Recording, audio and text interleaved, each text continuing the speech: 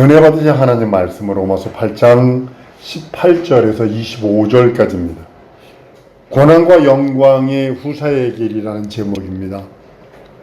우리들은요, 예수 믿고 성령 받고 구원받고 성령 받아서 하나님의 자녀된 우리들은요, 이미 하늘에 들어간 자들입니다.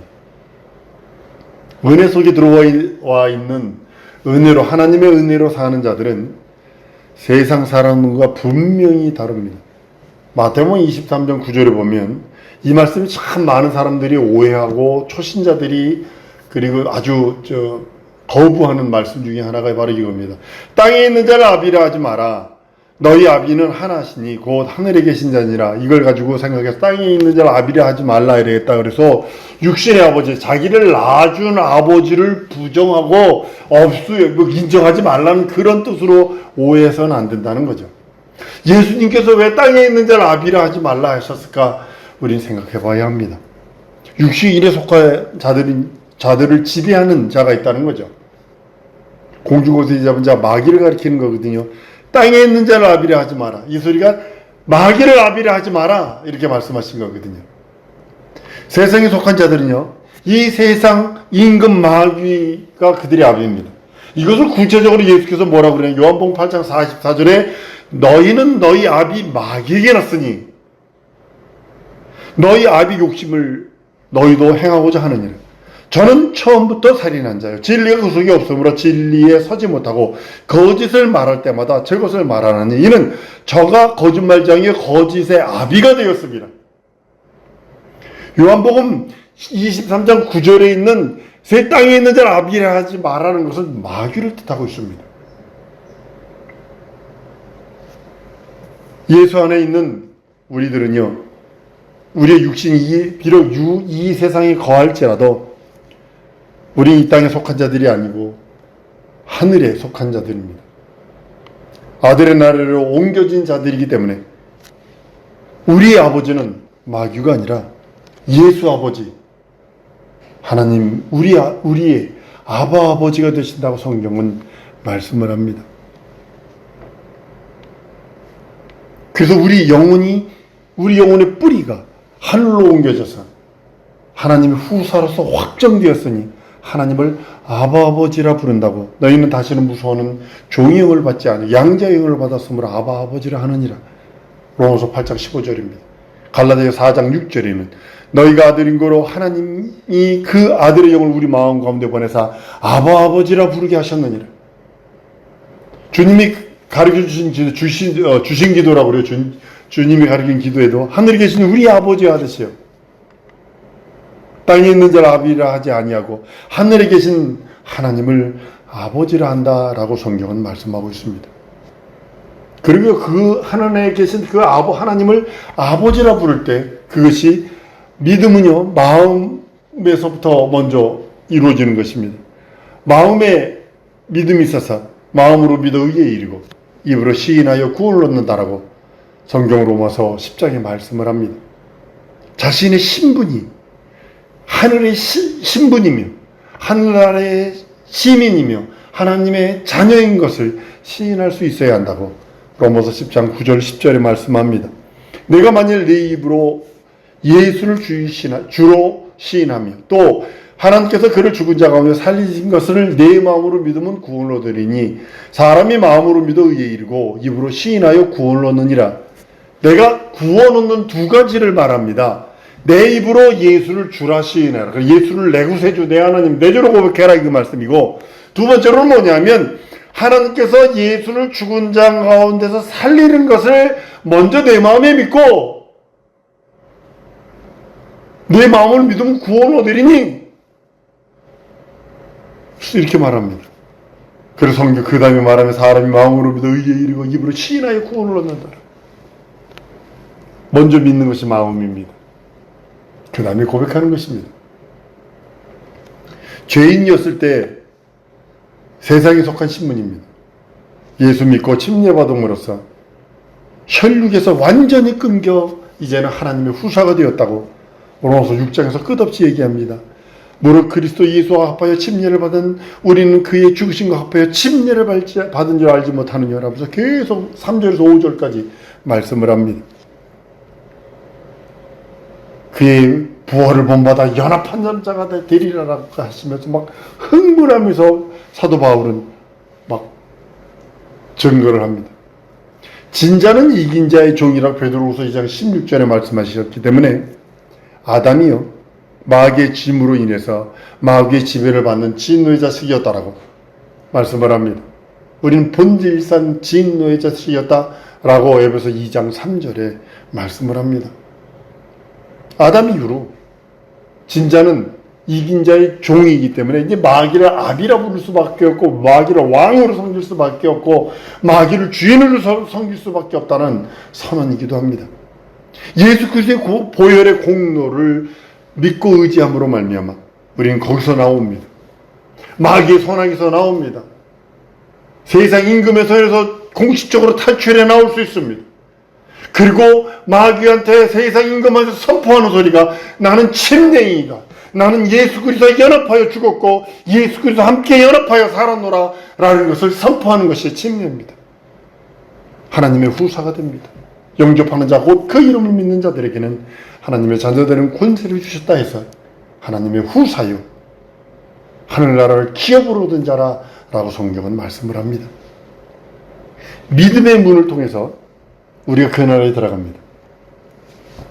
더 이상은요 이 세상 마귀를 의지하지 않고 하나님만 의지하고 살게 되는 것입니다. 그것이 참 믿음이고요. 이것도 아니고 저것도 아니고 뜨뜻미지근한 그것으로는 하나님의 나라를 소유할 수 없습니다. 마귀가 예수를 시험할 때도 꼭 예수가 시험 받은 그 모든 것은요 우리 인생들이 그대로 당하는 것들입니다. 제일 먼저 돌로 떡덩이 만들어 먹으라 그럽니다. 예수는 떡을 부정하지 않았습니다. 떡도 중요하다. 그렇지만 말씀으로 살아야 한다. 물론 육신이 있을 때 떡을 먹어야 돼.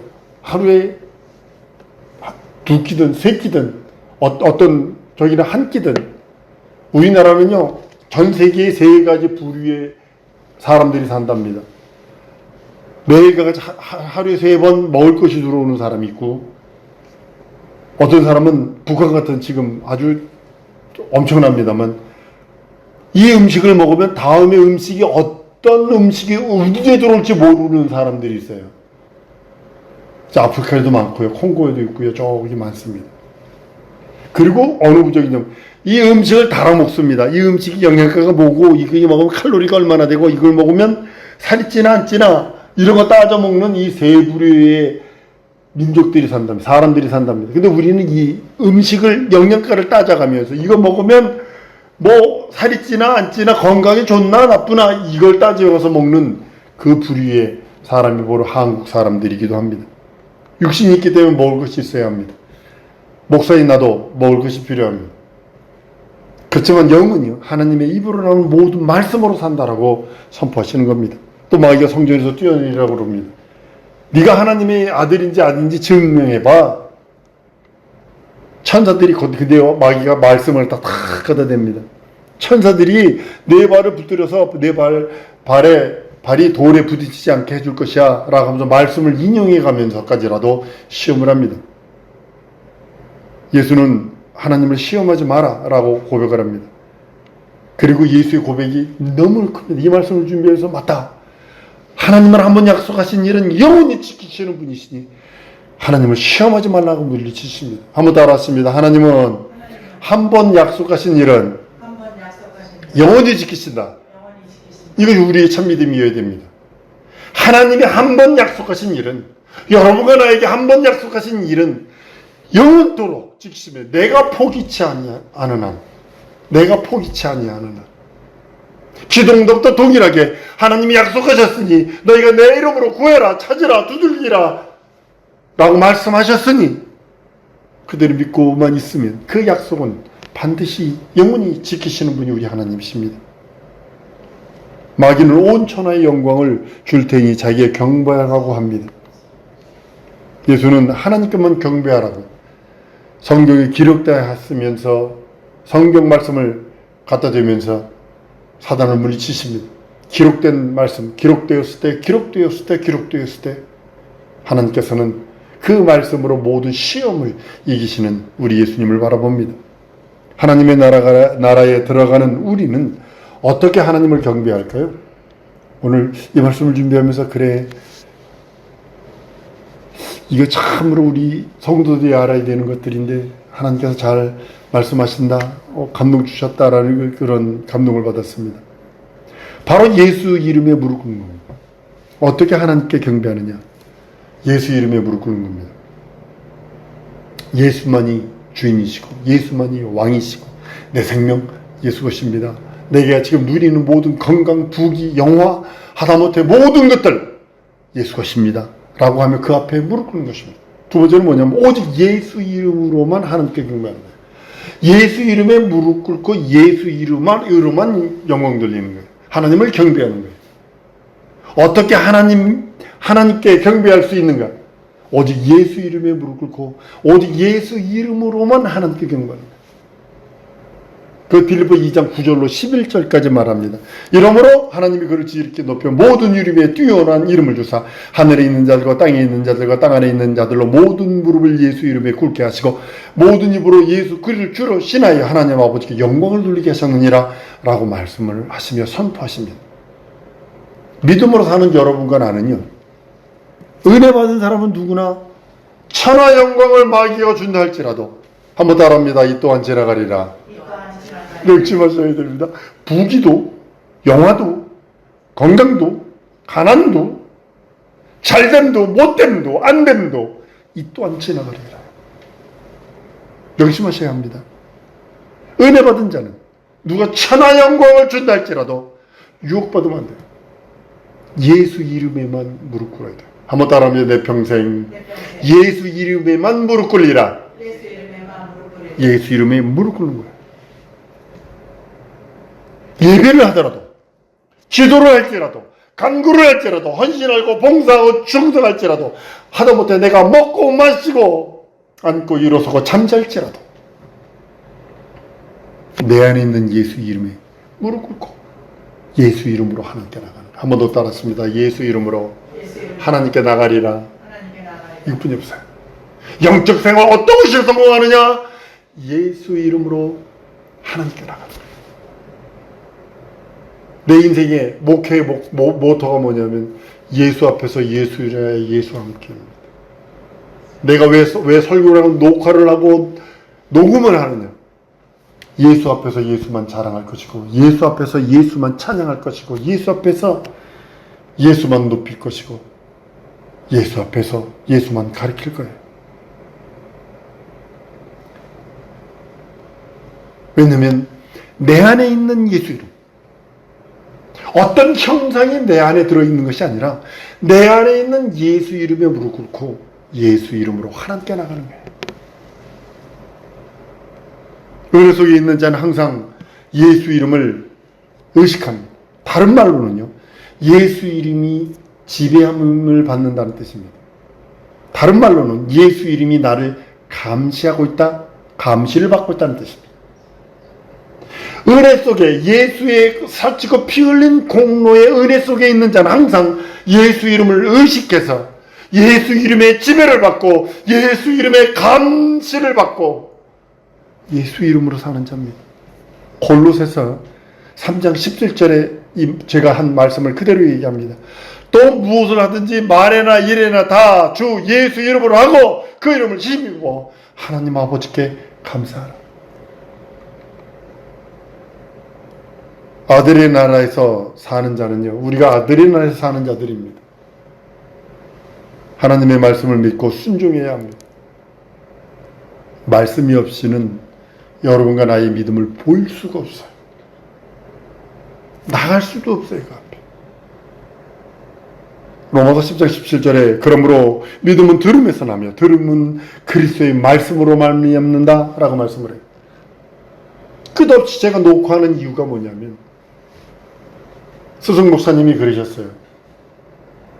설교하는 이 자리에 전 인류의 대표 한 명이 앉아있다고 인정하고 그들이 아멘할 수 있는 설교를 해라. 10년 후에 들어도 5년 후에 들어도 네가 아멘할 수 있는 설교를 해라. 예, 전 동일하게 이 말씀을 재림에게 됐습니다. 예수 앞에서 예수로 인하여 예수만 증거하는 거야. 10년 지나도 20년 지나도 네 설교를 듣고서 내가 아멘할 수 있어야 돼. 모든 성도들이 아멘할 수 있어야 돼.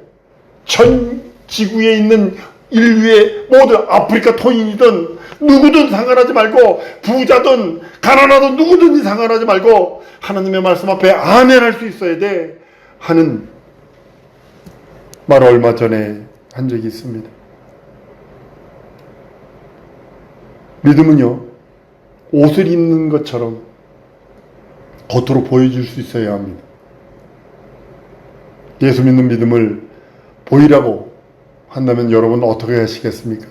말씀에 순종하는 삶을 보여줘야 돼요. 예수 믿는 믿음을 보여라. 무엇을 할 수 있냐? 그 말씀을 딱 돌리면 하나님 말씀에 순종하는 삶을 보여줘야 됩니다. 예수 믿는 믿음을 보이라고 하면서 하나님의 말씀에 순종하는 삶이 없던 그런 종교입니다. 믿음을 표현하는 길은 말씀에 순종하는 것뿐이 없기 때문입니다. 그 성경을 행함이 없는 믿음은 죽은 것이라 야고보서 2장 26절에 말씀을 합니다. 아브라함이 하나님 앞에 의롭다함을 얻은 것은요, 믿음뿐만이 아니라 순종하여 행함을 보였기 때문이라고 말합니다. 로마서 4장 1절로 3절까지 보면 아브라함이 하나님을 믿음에 이것을 의뢰 여기신 바 되니라 라고 말씀을 합니다. 그런데요, 야고보서 2장 21절 22절에 가면 우리 조상 아브라함이 그 아들 이삭을 번제해 드릴 때 행함으로 의롭다함을 받으신 것이 아니냐. 내가 보거니와 믿음이 그의 행함과 함께 일하고 행함으로 믿음을 온전케 하느냐. 한번 따라 하십시다. 행함으로 믿음을 온전케 한다. 명심하셔야 합니다. 저는 믿음이 있노라 하고도 또한 행함이 없으면 아무 소용이 없다라는 거죠. 행함만 있고 믿음이 없는 것도 아무 소용이 없습니다. 믿음과 행함이 함께 일해야 한다고 성경은 말씀을 합니다. 믿음이 있음을 행함을 통해서 증거해야 한다고 말씀하는 것입니다. 이것을 순종이라고 표현해요. 하나님 우리에게 찾으시는 믿음을 보이려면 말씀에 순종해야 합니다. 성경 요한복음 10장 35절에 보면요, 성경을 피하지 못하느니 하나님의 말씀을 받은 자는 신이라 하였거니라고 말씀을 합니다. 우리는 하나님과 같은 영적 존재입니다. 우리는 하나님이 될 수 없어요. 하나님이 절대로 될 수 없습니다. 하나님이 절대로 돼서도 안 되고 되려고 생각해서도 안 되고 마음 먹어서도 안 되고 뜻을 가져서도 안 되고 계획해서도 안 돼요. 절대로. 그런데 하나님의 말씀을 받은 자는 신적 권위가 드러난다. 이런 뜻입니다. 우린 뼈와 살을 가진 육신이 있는 사람입니다. 예수께서 살과 뼈를 가진 사람으로 오셨지만 하나님의 아들로서 신적 권위를 주심으로 인해서 신적 권위를 가진 것처럼 또한 하나님의 말씀을 받은 우리도 신적 권위가 드러나야 한다고 말씀하시고 있는 것입니다. 우리가 세상에 있을 때 진노의 자식이었었어요.